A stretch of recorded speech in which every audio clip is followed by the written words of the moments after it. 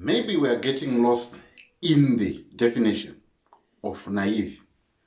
According to the dictionary, naive means showing a lack of experience, wisdom, or judgment. Is what Apostle Chiwenga saying wrong?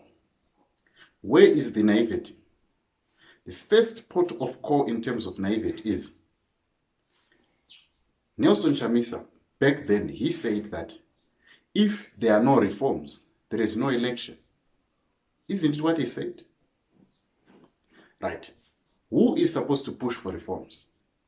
Is ZANU-PF or MDC? Who is supposed to push for reforms? What is the process of pushing for reforms?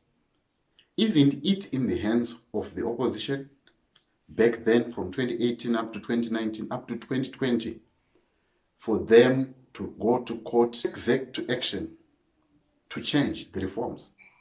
Didn't they have MPs in parliament to push for those reforms? The naivete is Job Scholar is persecuted by the law. The 2023 election is going to happen according to the law.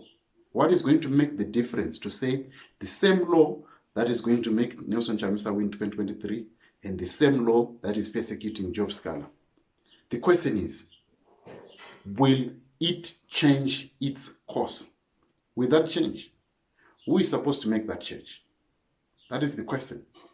Does Apostle Chiwenga want Nelson Chamisa to be arrested? Or he is saying his strategy is still the same with what was there 15, 20 years ago? Tell me what you think about this in the comment section.